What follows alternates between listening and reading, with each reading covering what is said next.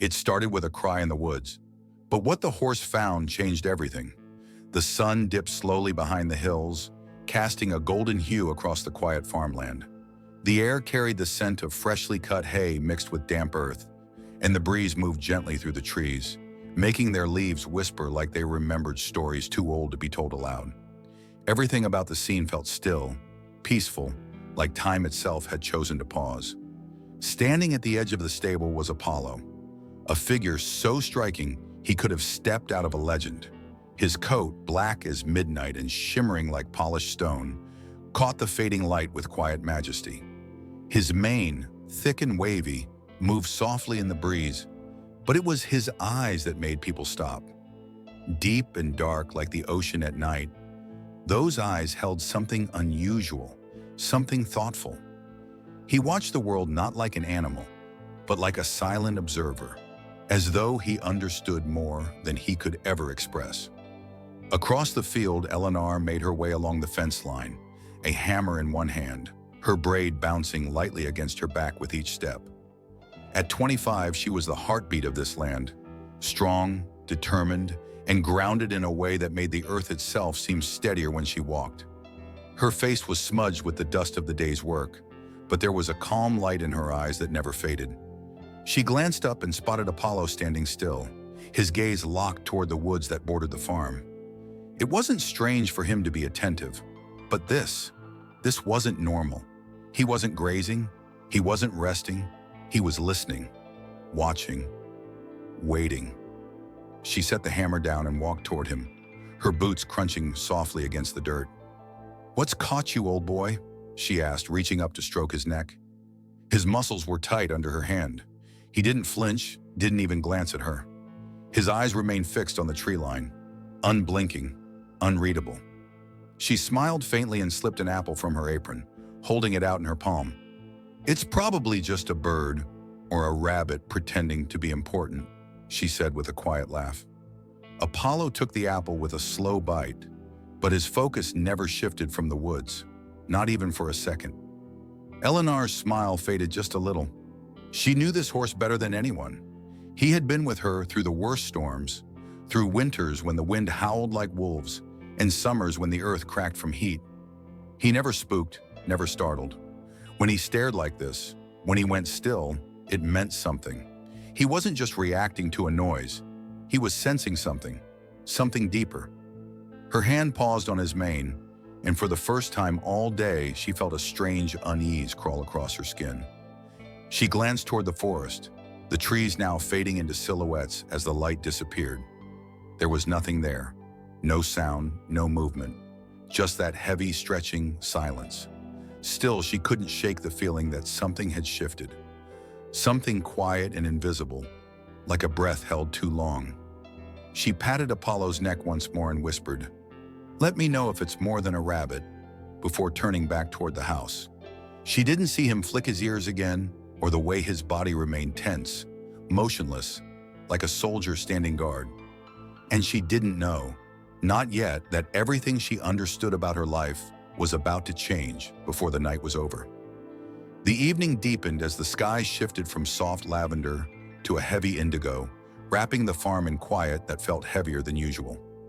The last traces of warmth from the sun had vanished, and now the cool breath of night crept across the fields. Inside the farmhouse, Eleanor moved through her nightly routine, wiping down the table, setting a kettle to boil, and lighting the small oil lamp near the window. From the corner of her eye, she caught sight of Apollo through the glass, still standing at the stable's edge, unmoved, unblinking, watching the woods.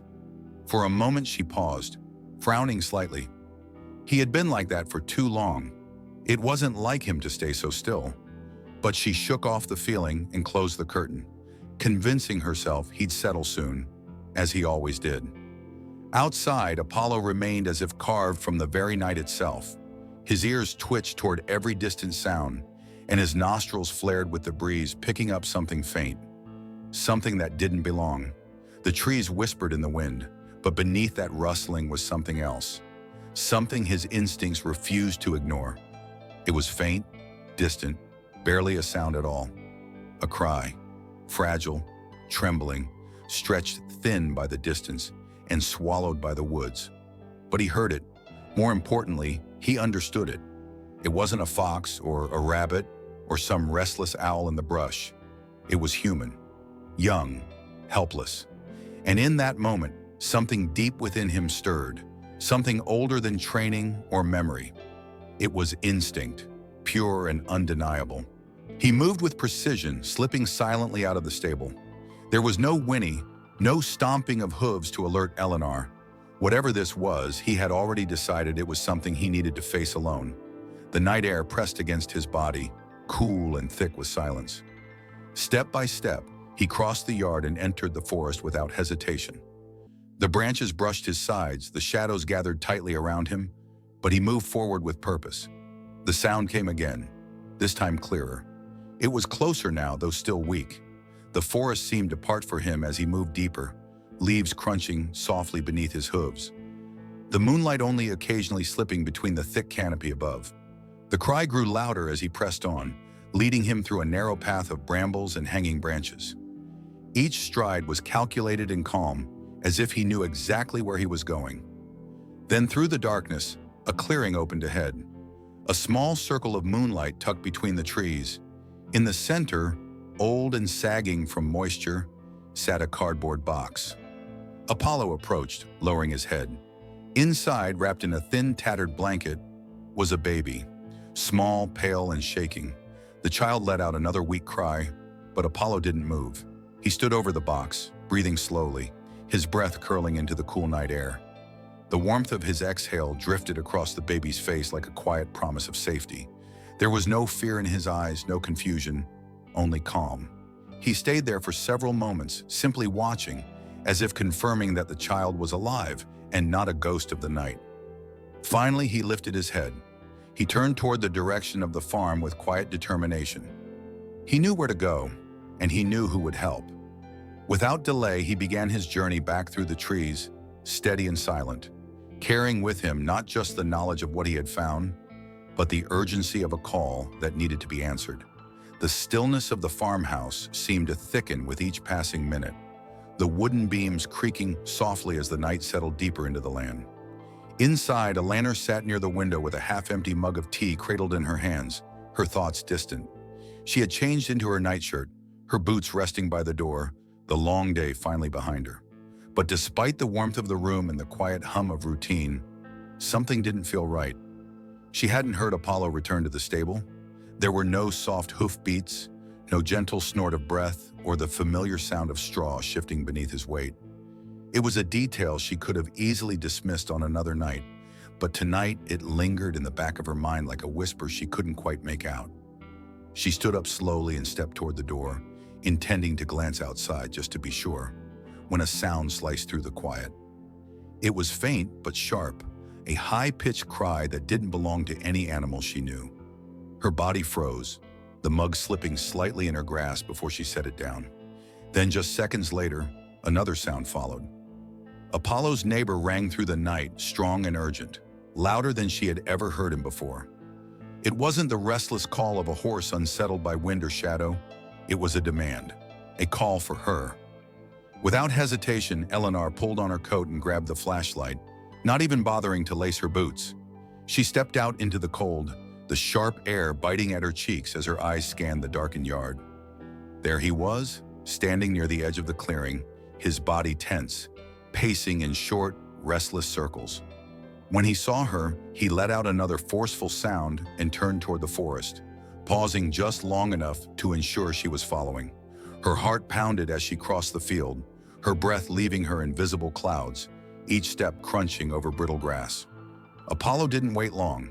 As soon as she reached him, he turned again and led her toward the trees, moving quickly, but not so fast that she couldn't keep up. Her flashlight beam bounced with each step, illuminating the dense undergrowth and twisting roots beneath their feet.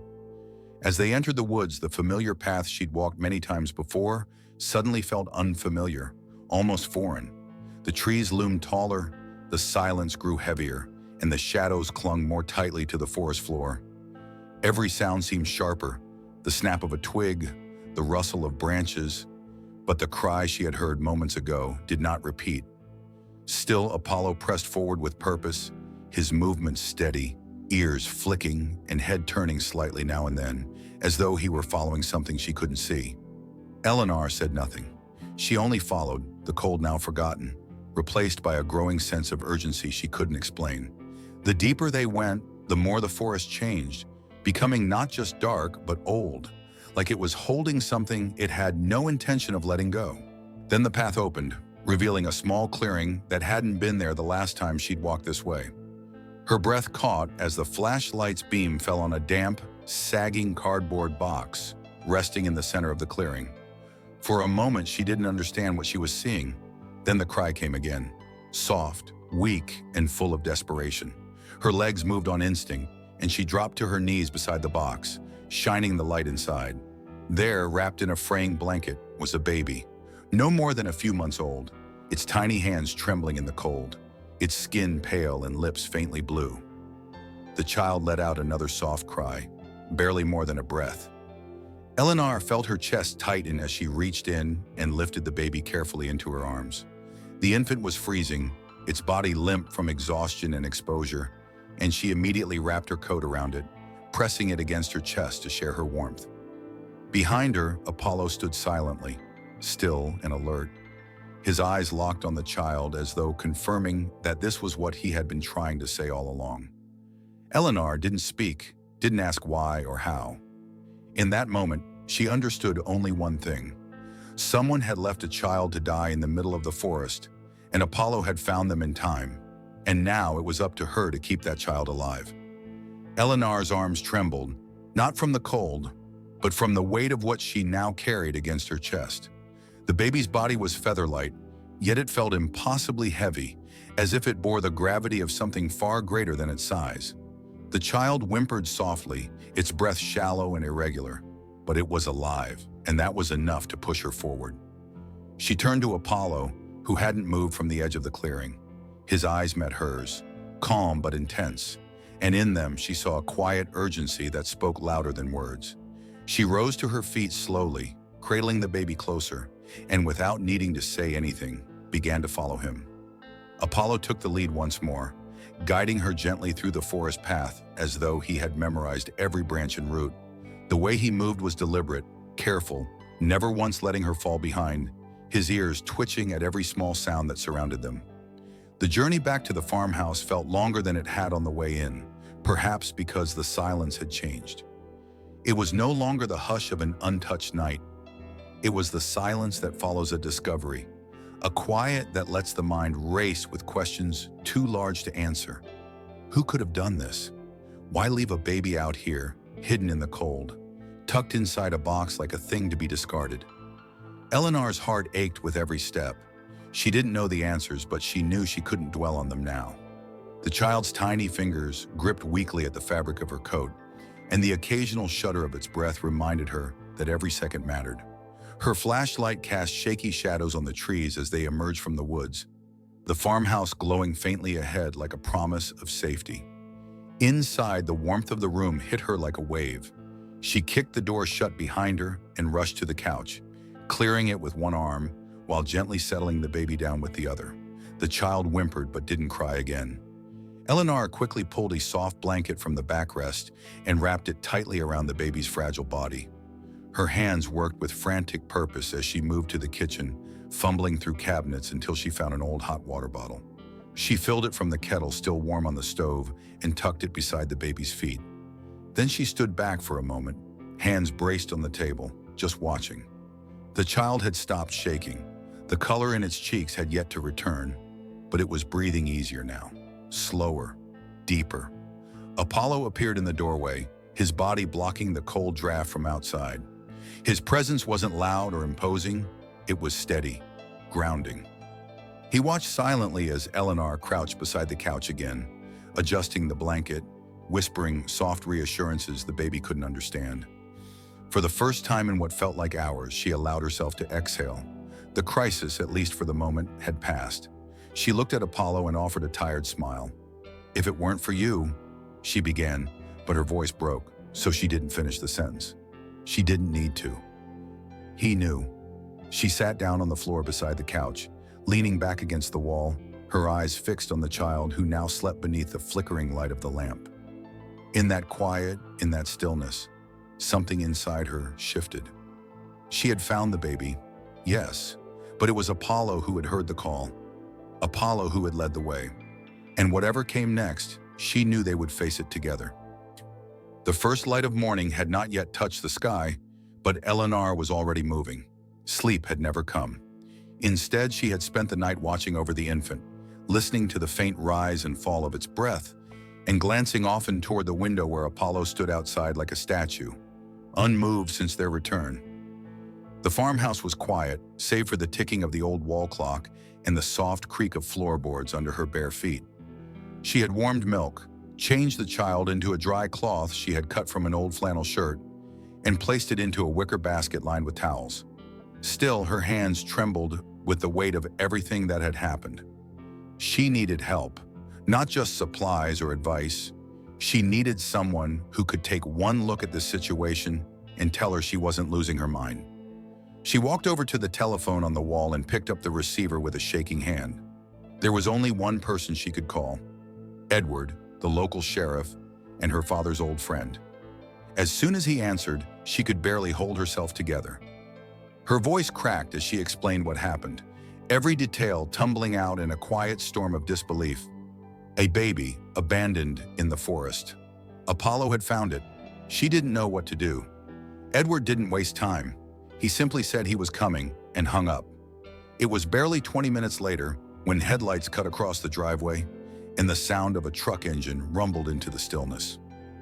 Eleanor stepped onto the porch as Edward climbed out, his expression grave, his sheriff's hat in his hand. He had the kind of presence that made people feel safe, broad-shouldered, steady-eyed, and calm in the face of chaos. She didn't say a word.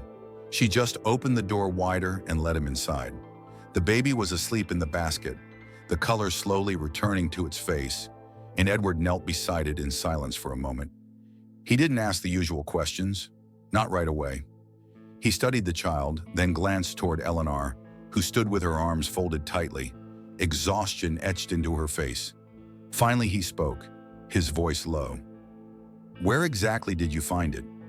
She explained everything, how Apollo had alerted her, how he'd led her deep into the forest, how they'd found the clearing in the box. Edward listened carefully, nodding slowly, piecing the picture together in his mind. Then he rose to his feet, adjusting his hat as he turned toward the door. "Show me," he said. She nodded without hesitation, slipping on her boots and coat. Apollo was already waiting near the edge of the trees. Together they retraced the steps back into the forest. The night's chill still clung to the leaves, and the ground was damp beneath their feet. In the clearing, Edward crouched near the box, inspecting it closely. There were drag marks along the ground, subtle but fresh. Scraps of fabric clung to the edges, and in one corner, a smudge of something dark caught his attention. He didn't say what it was, but his face tightened. After several minutes, he stood and turned to Eleanor. "This wasn't just some accident. Someone left that baby here deliberately, and not long before you found it. They didn't want anyone to know." The wind stirred the branches above as Eleanor looked back toward the house, her thoughts now racing beyond the child, whoever had placed it there. Edward placed a firm hand on her shoulder. "You did the right thing, but this is just the beginning. We need to figure out who would do something like this, and why." Even after Edward left, the farmhouse didn't return to peace. Eleanor had expected to feel relief once the sheriff took control of the situation, but instead, an unsettling quiet crept back into the rooms. The baby, wrapped in warm layers and tucked into the basket beside the couch, had fallen into a deep sleep. His breathing was more stable now, his little body less stiff with cold, but the memory of where she had found him wouldn't leave her mind. She moved quietly through the kitchen, putting away supplies, her thoughts circling like vultures. How long had the child been out there? How close had they come to losing him completely? And what kind of person could abandon a baby like that? Outside the window, the sky had darkened once again. Night had returned, and with it, that strange tension in the air. Eleanor occasionally glanced toward the stable where Apollo remained. He hadn't gone to rest in his usual place near the hay. Instead, he stood facing the forest, his body still, ears flicking at intervals, as if he was waiting for something more. She couldn't shake the feeling that whatever had begun the night before hadn't ended with the baby's rescue. The forest felt different now, as though it were watching her in return. She sat on the edge of the couch, close enough to feel the child's warmth through the blanket. He stirred slightly in his sleep, making a faint sound, but didn't wake. Her eyes were heavy, her limbs sore, but sleep would not come. She leaned back, one hand on the side of the basket, the other resting on her lap, and tried to find comfort in the silence. But it wasn't the kind of silence that brought calm. It was too sharp, too expectant, as if it were holding its breath. A sudden noise broke through the quiet, a soft, strained sound from outside. Not a cry, but a kind of low moan, drawn out and uneven. It was followed by a short, insistent snort. Eleanor sat up instantly, her breath caught. She turned toward the window just in time to see Apollo pacing again, his movements quicker now, less calm, more urgent. She rose quickly and reached for her coat, heart pounding as she grabbed the flashlight from the table. In the kitchen, Edward hadn't left yet. He was still examining the box they'd brought back earlier, noting every detail, every fiber and mark, trying to make sense of something that made no sense at all. He looked up when he heard her footsteps. The look on her face told him everything. She didn't need to explain. He stood, grabbed his hat and his own flashlight, and followed her to the door without a word. Outside, the cold had deepened, biting more sharply than it had the night before. Apollo stood at the edge of the yard, tail flicking, nostrils flared, his dark eyes reflecting something in the distance. When he saw them approach, he turned toward the forest and began to move without hesitation. This time, his stride was quicker, more focused, like he already knew where to go. Eleanor followed close behind, Edward just a few steps back. No one spoke. The only sounds were their boots pressing into damp soil and the occasional crack of branches overhead. The forest swallowed them once again, darker this time, more watchful. And as they followed Apollo into the trees for a second time, Eleanor could feel it in her bones. This wasn't over. Something else was waiting in the dark. The forest deepened around them as Apollo led the way, his movement focused and urgent, yet never frantic. The air felt heavier the farther they walked, thick with the kind of stillness that made every step seem louder than it should. Trees leaned in from all sides, their bare branches stretching like arms in the night, casting narrow slits of moonlight across the forest floor. Eleanor stayed close behind, her flashlight cutting a path through the darkness, the beam jittering slightly with every uneven step. Edward followed beside her, his jaw clenched, eyes scanning left and right with the practiced caution of someone who had seen the worst in people. The deeper they went, the more the silence began to feel alive, not peaceful, but watching. Then came the sound, not the soft cry of a baby this time, but something lower, cracked and raw. It was a mix between a cry and a growl, and it stopped all three of them in their tracks. Apollo turned his head sharply to the left and stared into a dense patch of trees. Eleanor's flashlight followed his gaze, and that's when she saw it. Movement, sudden and small, a quick shift behind the thick brush. She took a step forward, slowly and cautiously, the beam of light sweeping across the trees until it landed on a figure hunched at the base of a tree. It was a child, but older than the one they'd rescued the night before. A girl, no more than 6 or 7, crouched low with her arms wrapped tightly around her knees, her small body shivering and tense like a cornered animal. Her clothes were torn and stained with mud, her legs covered in scratches and grime, and her tangled hair hung in thick mats around her face. Only her eyes shone through, wide and wild, catching the light like glass. She didn't cry. She didn't move. She just watched them, her breath coming in fast, shallow bursts. Eleanor immediately knelt, setting her flashlight on the ground to soften the glare. She spoke gently, offering calm reassurance, but the girl didn't react. It was Apollo who made the first real connection. He stepped forward slowly, lowering his head, and let out a quiet breath through his nostrils. The sound was soft, almost like a sigh, and the girl's eyes flicked toward him. She didn't bolt. Instead, she stared at him with a strange, cautious curiosity, as though she somehow recognized something in the horse that she didn't yet trust in the humans. For a long moment, no one moved. The girl's breathing began to slow, her arms still wrapped around her knees but no longer gripping them as tightly. Eleanor didn't push. She waited, letting the silence do its work. Eventually, the girl blinked, then shifted slightly forward. Her fingers loosened. She didn't speak, but something had changed. Her posture no longer screamed danger. Eleanor reached out slowly, stopping inches away, giving the child the choice. The girl hesitated, then leaned into the touch, allowing herself to be drawn in. When Eleanor gathered her into her arms, the child was weightless and cold, trembling under the layers of fear and exposure.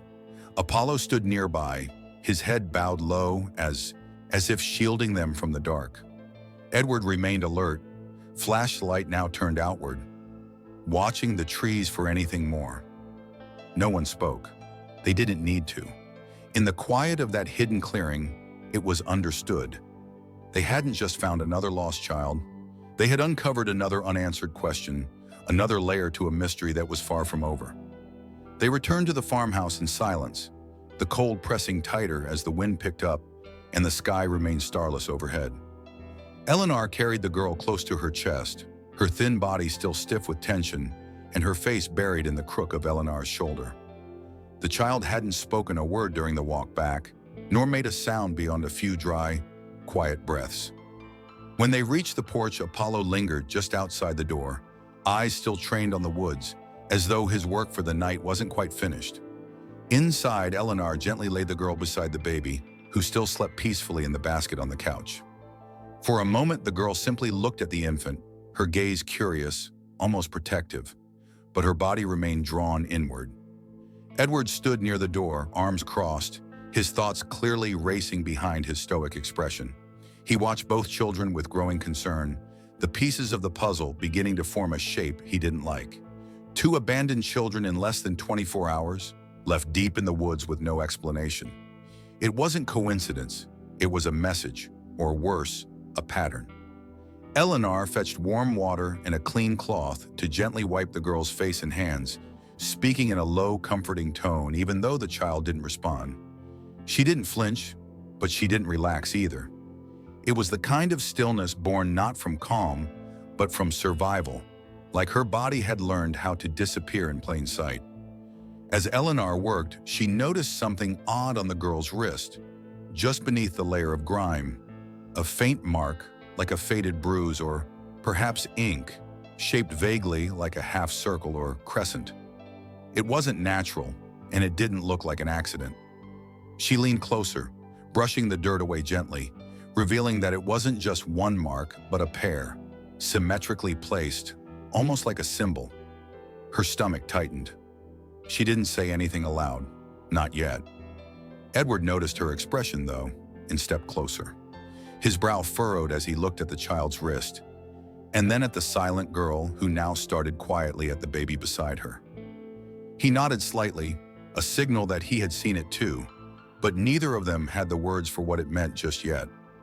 After making the children as comfortable as she could, Eleanor stepped into the kitchen to prepare something warm, her hands moving on autopilot while her mind spun.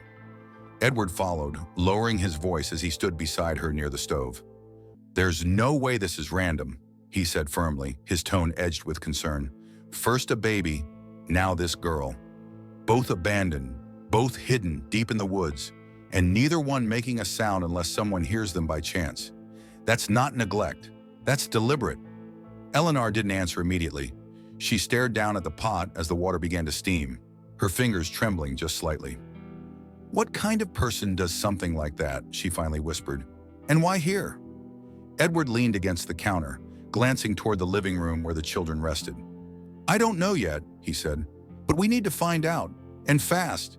If someone's out there, trying to hide them, there could be more, and if there are more, we're already too late." The weight of his words hung between them. Eleanor felt it settle in her chest like a stone. This wasn't over, it was only the beginning. Morning came slowly, filtering through the windows in dull rays that barely touched the corners of the farmhouse. Eleanor stood at the sink, staring out toward the frost-covered yard while the kettle warmed behind her. The girl had not spoken a single word since being brought in, but something had changed in her demeanor. She no longer flinched when touched, no longer sat curled up like a frightened animal. She had spent the night sleeping lightly beside the baby's basket, occasionally sitting up to check on him, and at one point, Eleanor had seen her gently cover his shoulder with the edge of the blanket. It was a small, instinctive gesture, but it reached something deep inside Eleanor. She wasn't just looking at two abandoned children anymore. She was looking at lives that had now been placed in her care. The gravity of that truth pressed into her chest as the day began to unfold, heavier than any chore she had ever faced on the farm. She returned to the living room with 2 mugs of warm milk, one for herself and one offered gently to the girl. The child accepted it with cautious hands, watching Eleanor the whole time, but saying nothing. Eleanor didn't push her. She simply sat beside her, sipping in silence, allowing the stillness between them to stretch. Eventually, the girl set her mug down and leaned forward slightly, her eyes returning once again to the baby sleeping nearby. Eleanor watched her closely and saw something familiar in the child's gaze, something that mirrored her own. There was a protectiveness in her silence, a kind of reluctant bravery that didn't need words to be understood. Eleanor reached over slowly and placed her hand on the girl's back, not firm, not commanding, just there. To her surprise, the child didn't move away. Instead, after a long moment, she leaned into it. Not fully, not freely, but enough to say she felt something she hadn't felt in a long time. Safety. Later that morning, as Edward made calls to surrounding jurisdictions and quietly began preparing a broader investigation, Eleanor took the children outside for a brief walk through the front yard, bundled in layers against the lingering chill. Apollo was already out there, grazing nearby but never far from them, his ears twitching occasionally as he kept a silent watch. The girl walked beside Eleanor, holding the edge of her coat, while the baby rested peacefully against Eleanor's chest in a carrier sling she had quickly assembled from an old scarf. There was something grounding about being outside again, something healing in the rhythm of movement and breath beneath the open sky. The girl didn't speak, but she looked up once as Apollo drew near and reached out to touch his mane. He lowered his head to meet her, still and calm as always, and allowed her fingers to trail across the thick black hair. Eleanor watched them, feeling a strange warmth rise in her chest, something gentle and unfamiliar. It wasn't just compassion, it was something deeper. She wasn't just rescuing them, she was beginning to belong to them. The seeds of something new had taken root, uncertain, unspoken, but unmistakably real. The morning sun finally began to break through the haze, stretching pale rays across the fields and giving the farm a sense of stillness that felt almost dishonest, considering the night they had just survived. Eleanor stood on the porch with a blanket draped around her shoulders, watching the girl and Apollo move quietly across the yard. The baby, now slightly more alert, lay bundled in the carrier against her chest, his small hands twitching as he shifted in sleep. For a few moments, everything appeared deceptively calm, but inside her mind, the questions continued to build, one stacking on top of the other, none of them with easy answers. She kept thinking about the marks on the girl's wrist, the second child showing up just hours after the first, and the eerie way the woods had gone silent before each discovery. These weren't coincidences, and her instincts, those same instincts that had guided her through years of running the farm alone, told her that the truth was darker and deeper than she had yet realized. Inside the house, Edward sat at the kitchen table, surrounded by a small stack of printed files, old maps, and scribbled notes on yellow legal pads. He had called in a few favors earlier that morning, reaching out to contacts in nearby counties and child protective services, trying to find any record of missing children that matched the descriptions. So far, nothing. No open cases, no alerts, no one looking for a baby boy or a girl around 7 with dark tangled hair and fearful eyes. That lack of information disturbed him more than anything. He tapped a pen slowly against his notepad, glancing toward the living room where the children had been placed earlier.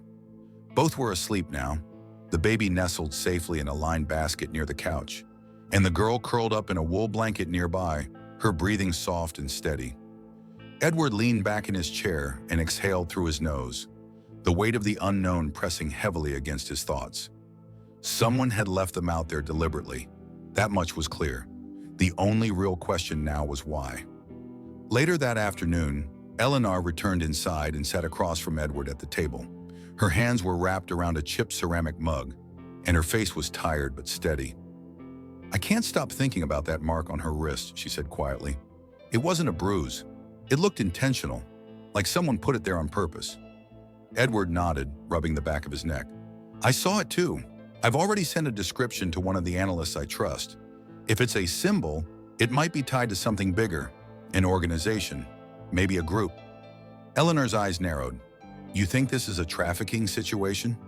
He paused for a moment before answering. "I don't know what to think yet, but I do know this isn't some isolated case of abandonment. It's too clean, too quiet, no reports, no fingerprints. Whoever left them out there didn't want them found, at least not by just anyone."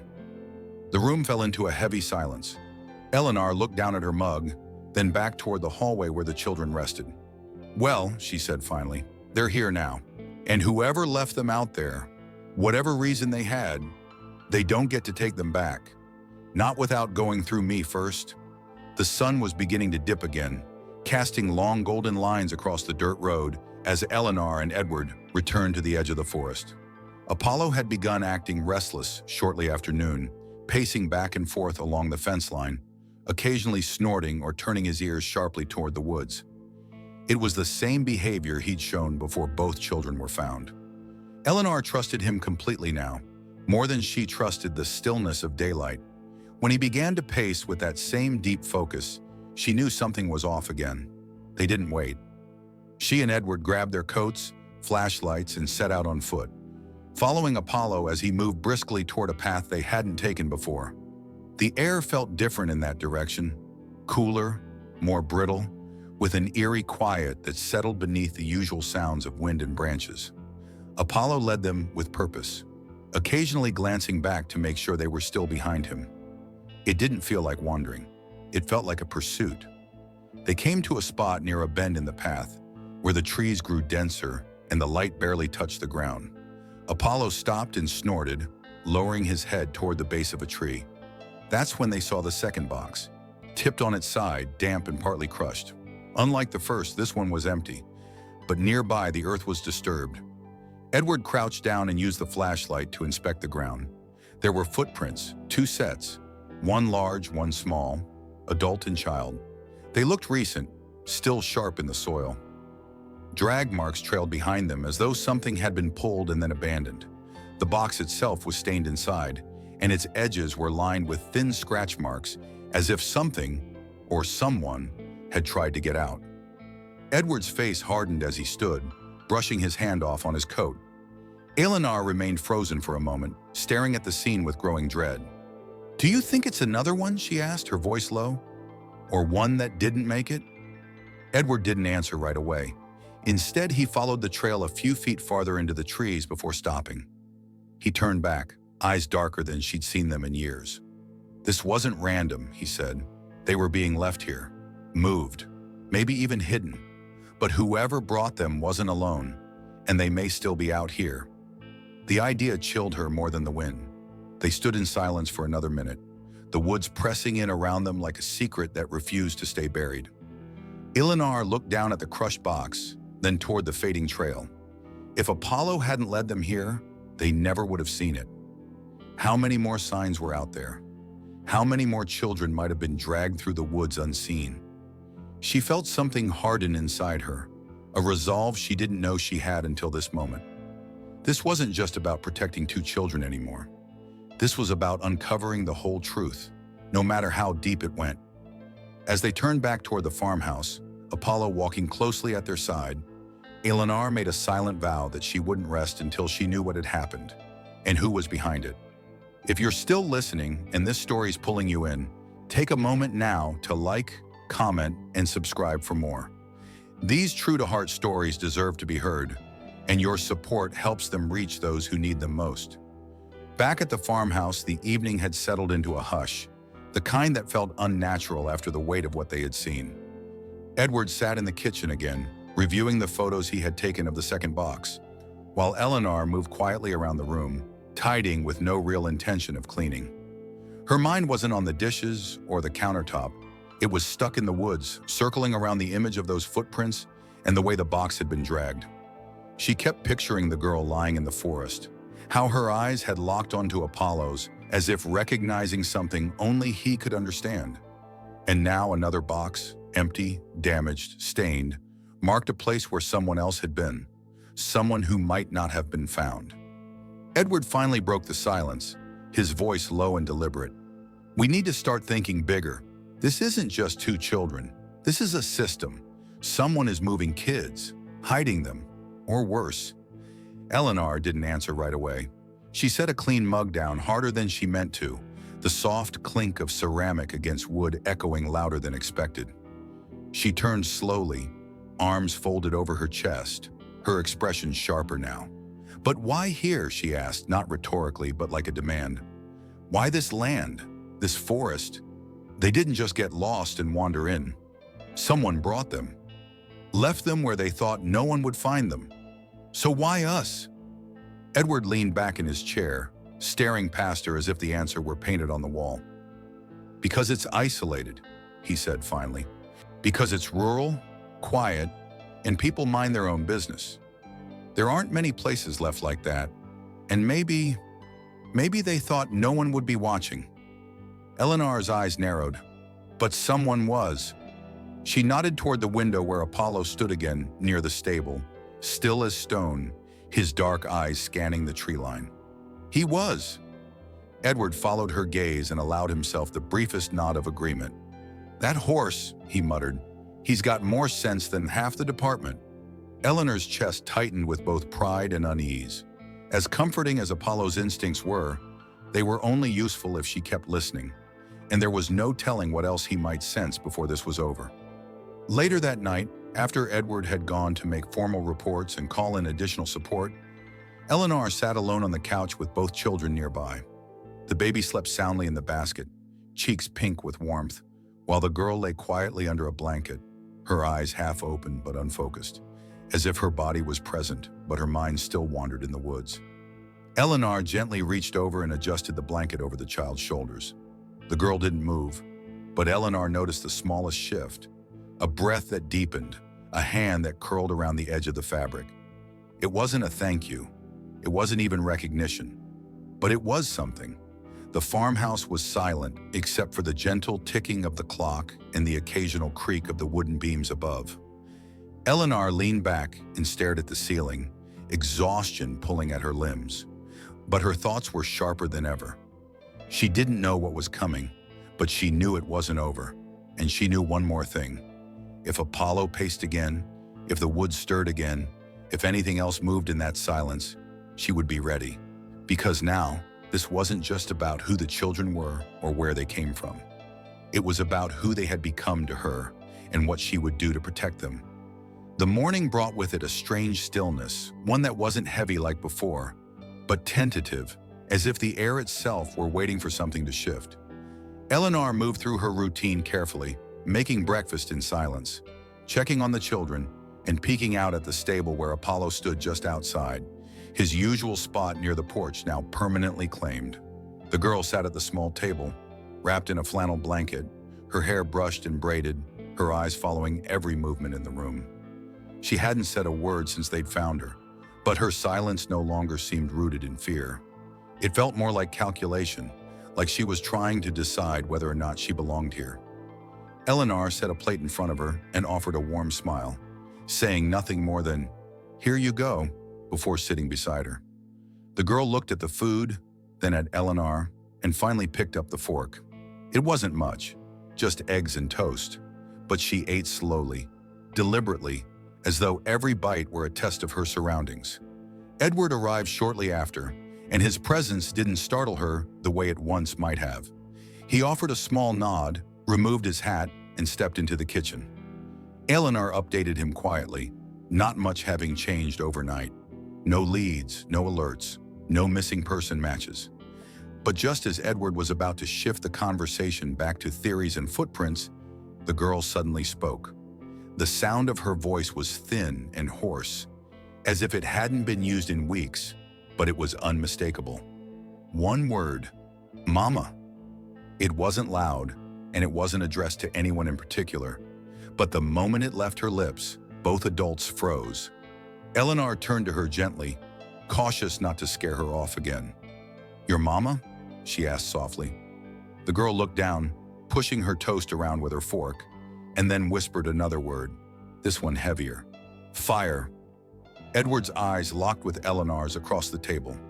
Neither of them needed to say it out loud, but the weight of that single word shifted everything.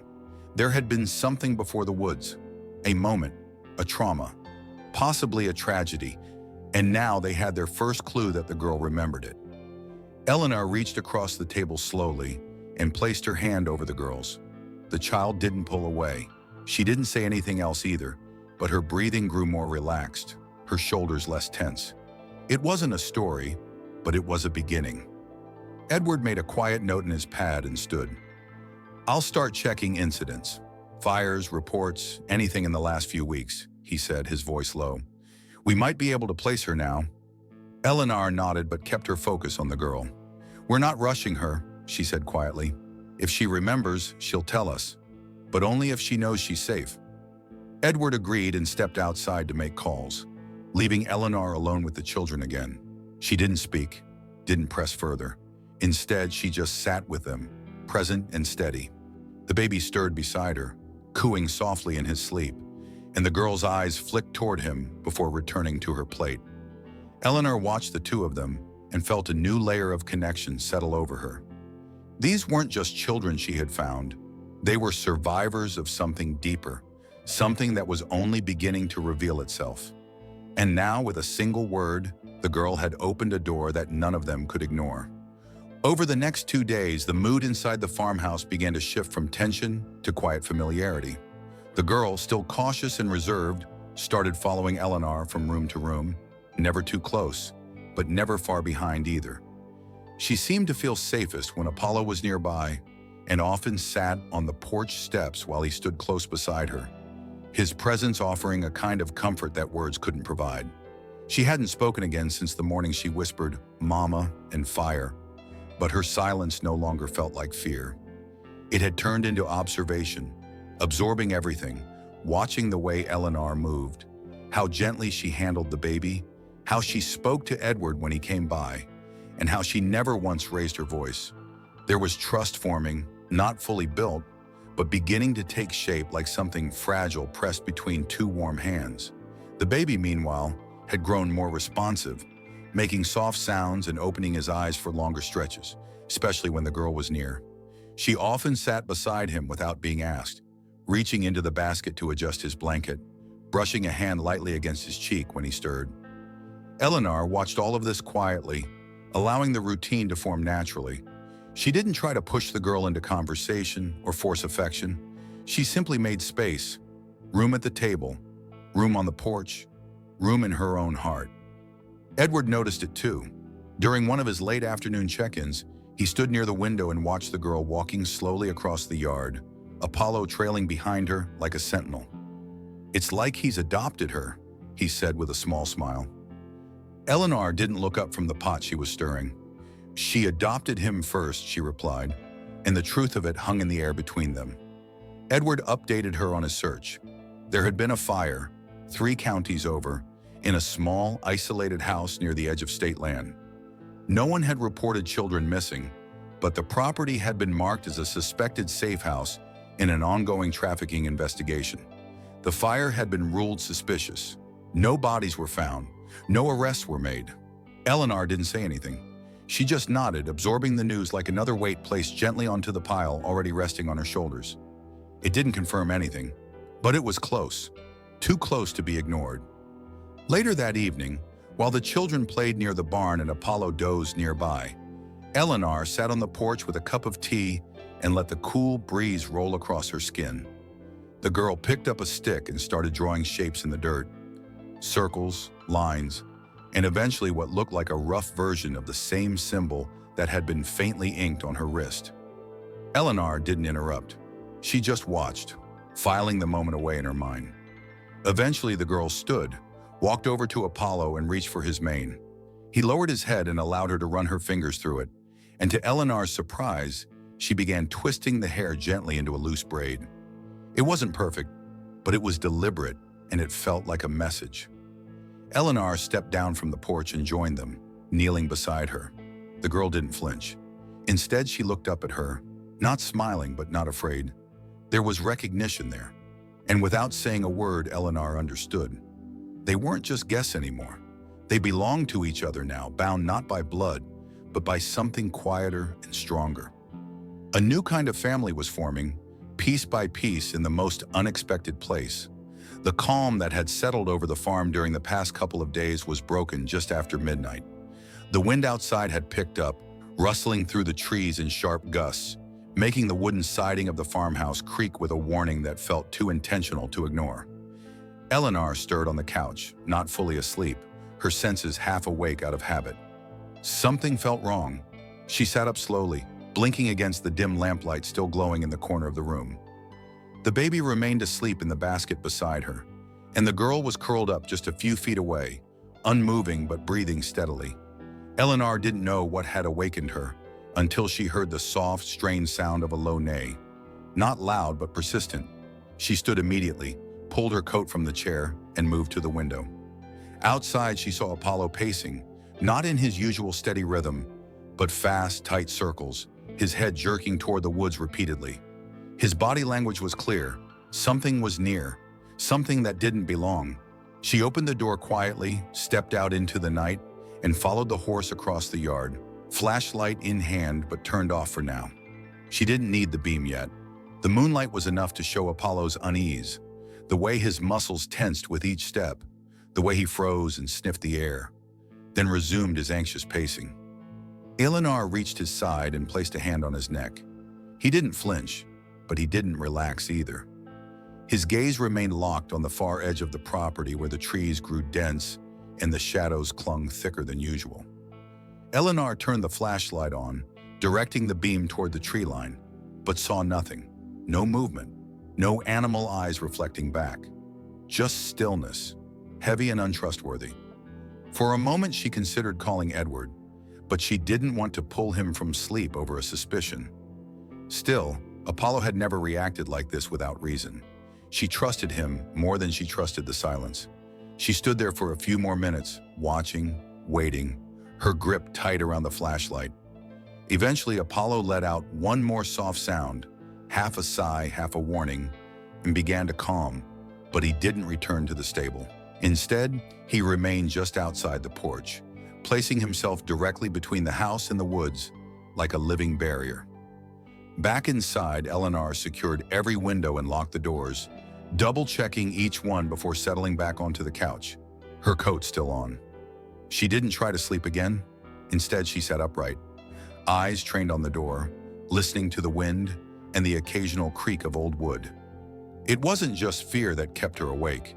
It was the realization that they were being watched. Maybe not tonight, maybe not from the trees, but somewhere out there. Someone knew where the children were. Someone who had once hidden them now realized they were missing. The farm had become more than a safe haven. It had become a line in the sand. If the darkness tried to reclaim what it had abandoned, it would have to go through her. And she wasn't alone. Not anymore. Apollo stood guard. The girl had found strength in silence, and the baby had found warmth where there had once been only cold. The farmhouse might have looked quiet from the outside, but inside, a promise had been made. Whatever force had left those children in the woods might come back, but they would not be welcomed, not now, not ever. By the time morning came, the unease from the night before hadn't passed. It had simply changed form. The sky was overcast, the air damp and restless, and Apollo remained unusually alert. He hadn't slept. Eleanor knew because she hadn't either. She had checked on the children multiple times during the early hours, making sure the baby's breathing was steady and the girl was still resting nearby. They had made it through the night without incident, but that didn't mean they were safe. Edward returned shortly after sunrise, having received a call from the state office regarding possible connections between the children and the suspicious fire from earlier. A few new leads had come in, names, a car description, and a vague report of a man seen parked near the county line around the same time the baby was believed to have been left. None of it was concrete, but it was something.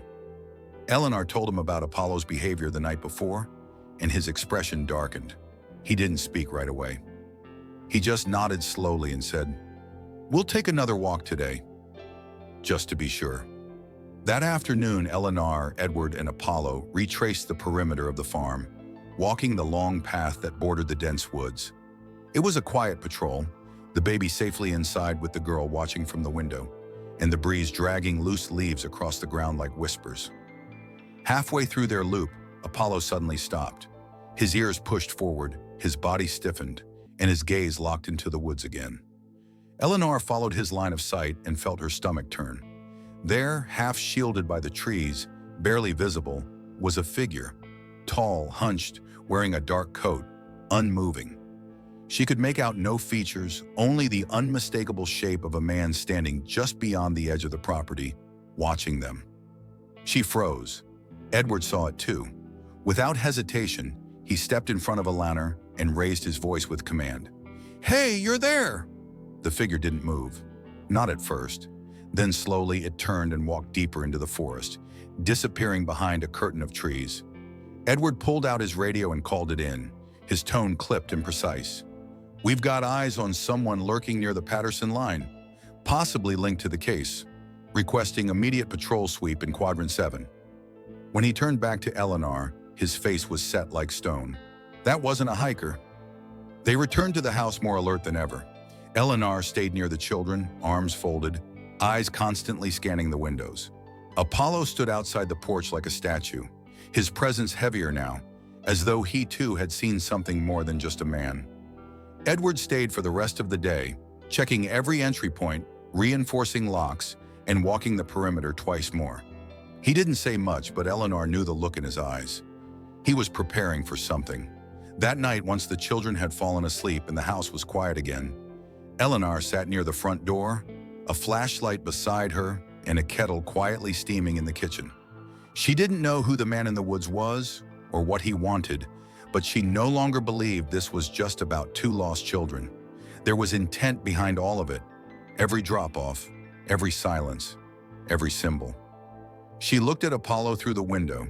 He had not moved from his spot, and in that moment she knew he was not just watching over them, he was waiting.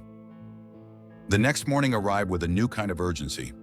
Edward was no longer just a concerned friend or quiet observer. He was now operating like a man on alert. He came to the farmhouse earlier than usual, this time with more gear, a printed map of the surrounding forest, and a shortwave radio strapped to his belt. His eyes were sharper, his voice more clipped, and his entire posture carried the weight of someone preparing for something he couldn't yet name. Eleanor could see it in the way he laid out plans on the kitchen table, marking areas that needed to be patrolled and noting where the figure had last been seen. She stood across from him, listening closely, her arms crossed, but not out of defiance. She was absorbing every word, every instruction, because she knew now what she hadn't fully accepted before. This wasn't just a mystery anymore. It was a threat. And that threat was drawing closer to the only people she now considered her own.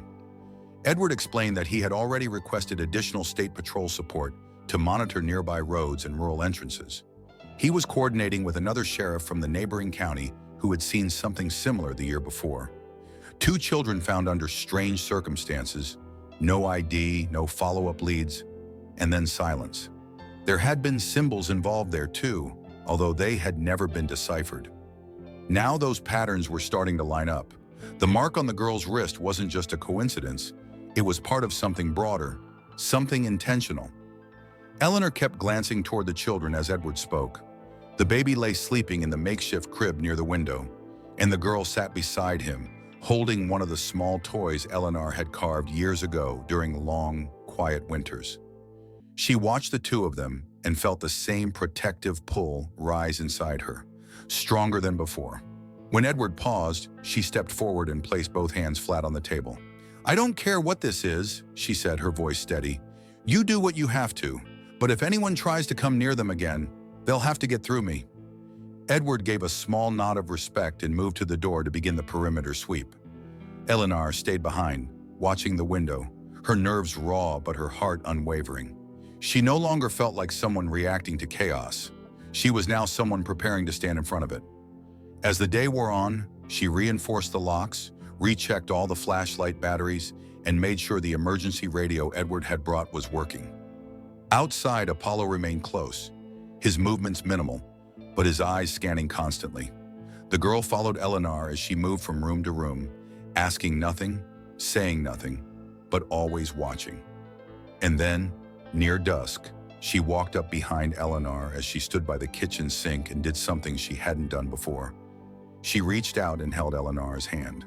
No words, just fingers wrapped gently around hers, small and quiet and full of unspoken need. Eleanor turned and knelt, wrapping her arms around the girl in a silent promise. No one was taking her. No one was taking either of them. Not now. Not ever. The following day arrived with an unusual sense of quiet. There were no disturbances in the night, no distant sounds from the woods, no flicker of movement near the tree line. Even Apollo appeared slightly more at ease, his stance relaxed, his ears turning with the soft rhythm of the breeze instead of standing on constant alert. Eleanor took the calm as a gift, but not as a sign to let her guard down. She kept her eyes on the horizon, her boots by the door, and her mind alert to anything that felt out of place. But for now, she allowed herself a few hours of peace. The children woke slowly. The girl, no longer as tightly wound as she once was, came to the table without hesitation, ate breakfast without prodding, and even helped Eleanor wash the dishes afterward. The baby had begun to make small cooing sounds and reached out instinctively toward anyone nearby. His body now warm, his tiny cheeks showing a healthy pink that hadn't been there before. It was the kind of morning Eleanor hadn't known she needed. One where nothing bad happened, where no new shadows moved in the woods, and where time passed with quiet intention. Edward arrived around mid-morning, less tense than he had been the day before, but still observant, still scanning the property with the eyes of someone who knew too much about what the world was capable of. He checked in with Eleanor, walked the perimeter once more, and reviewed his radio logs. Everything remained quiet. No sightings, no calls, no new information. For once, the silence didn't feel like the lead-in to a storm. It felt like a breath, a pause. He didn't stay long, knowing the children seemed to relax more without too many strangers around. Before leaving, he handed Eleanor a folded paper, a short report he had compiled from the case notes, listing the connections they were starting to see. She tucked it into the drawer without reading it immediately. She wasn't ready to fill her mind with more details just yet. Not while the house was warm, and the air was still, and the two lives she had grown to love were safe in the living room, only a few feet away. After Edward left, she brought the children outside, bundling them both against the cool breeze and leading them slowly into the yard.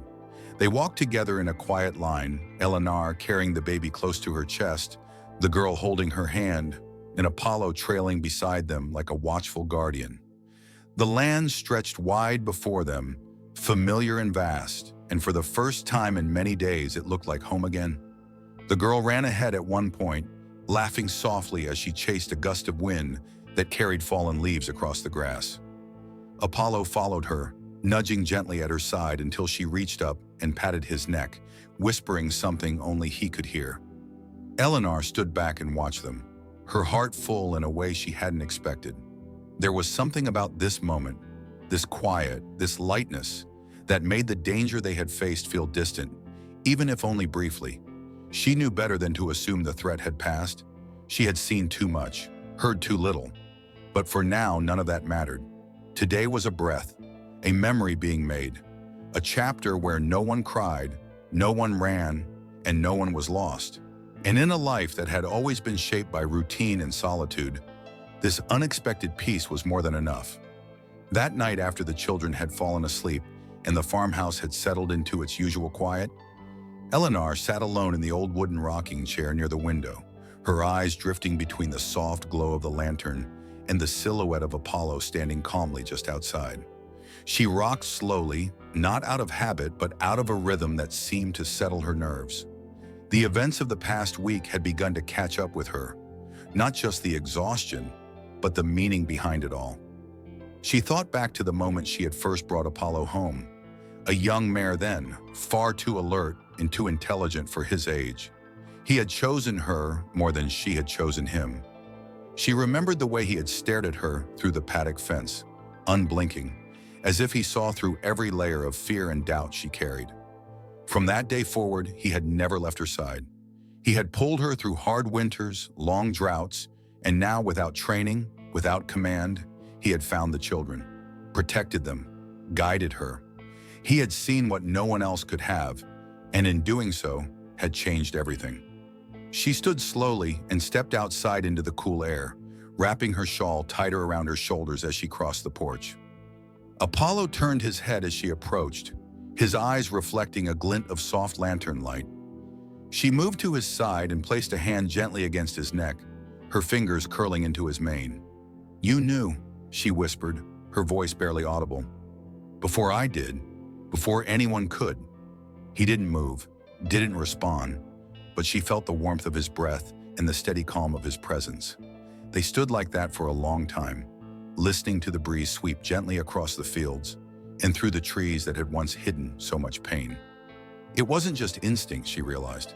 It was something else, something deeper. Some animals were born with an understanding most humans could only guess at, and Apollo had always carried that quiet knowing in his bones. He hadn't just responded to cries for help, he had gone looking for them, as if he had known they were coming, as if he had been waiting all along. When she returned inside, the children were still asleep, their chests rising and falling in unison beneath their blankets. The girl now slept with one hand resting protectively near the edge of the baby's basket, her body curled around him like a shield. Eleanor knelt beside them, her hand resting lightly on the edge of the couch. She looked at their faces, so different, yet somehow tied together by fate, and wondered what kind of world they had come, what kind of world they had come from, and whether it would ever try to reach back into their lives again. But for tonight, none of that mattered. They were safe, and the farmhouse had become more than just shelter. It had become sanctuary. As she stood again and turned down the last lamp, her eyes passed once more over the window where Apollo stood, now facing the wind, ears forward, as if guarding a perimeter only he could sense. Eleanor knew there would still be questions in the days ahead, calls from officials, headlines in papers, maybe even knocks at the door. But no matter what came, one truth had already taken root. Her life had changed because a horse had listened when no one else could. And because of that, 2 children had a chance to begin again. Days turned into a week, and with each passing sunrise, the farmhouse grew quieter in a new kind of way.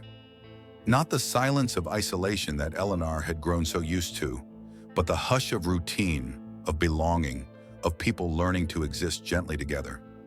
The girl began to speak more, never in long conversations, but in simple words that revealed more about her each time. Her name, spoken softly one afternoon, was Lily. The baby responded more to sounds now, giggling when Apollo snorted or when Lily tapped her fingers on the wooden floor. Meals were shared without tension, small chores were done together, and each room of the house slowly transformed, not with paint or furniture, but with presence. Laughter crept in through the windows again. So did stories, expressions, the beginnings of memories. Eleanor no longer moved like a caretaker or a guardian. She moved like a mother, one who hadn't expected children to arrive, but now couldn't imagine life without them. And Apollo, ever watchful, never once strayed far from the house, patrolling the edge of the property like he knew his job wasn't done, but that, for now, the danger had passed. Edward still visited daily, though the sense of urgency had begun to fade. He brought updates on the investigation, none of which led to immediate answers. No arrest had been made. No one had come forward to claim the children. But surveillance had increased around the county's edge, and patrols now passed the road leading to the farm more frequently. They were being watched in protection, not suspicion, and for now that was enough. Edward spoke often of next steps, foster care, social services, paperwork. But each time the subject came up, Eleanor felt her heart resist. She didn't say it outright, but it lingered in every look, every decision, every choice she made to keep the children close. They weren't visitors. They weren't a case. They were hers now, as surely as the land beneath her boots. One evening, Edward said it plainly as he leaned against the porch railing with her. You know there's a process, he said, his tone careful. But if you want them to stay, I think no one would stand in your way. She didn't answer with words. She just nodded, her eyes fixed on the children playing in the yard, and whispered, I already decided that the night they arrived. As the sun set that evening, casting a soft golden hue across the fields, Eleanor stood by the fence line with Lily and the baby in her arms. Apollo stood beside them, silent as ever, eyes scanning the distance as though watching over everything he had fought to protect. Lily reached up and placed her small hand on his muzzle, and the baby giggled, clutching the edge of Eleanor's coat with chubby fingers. They stood like that for a long time, a quiet trio forged not by blood or law, but by choice, instinct, and grace. And as the last light faded and the breeze carried the faint scent of hay and earth across the yard, Eleanor knew that the story wasn't ending. It was beginning again, this time with love at its center.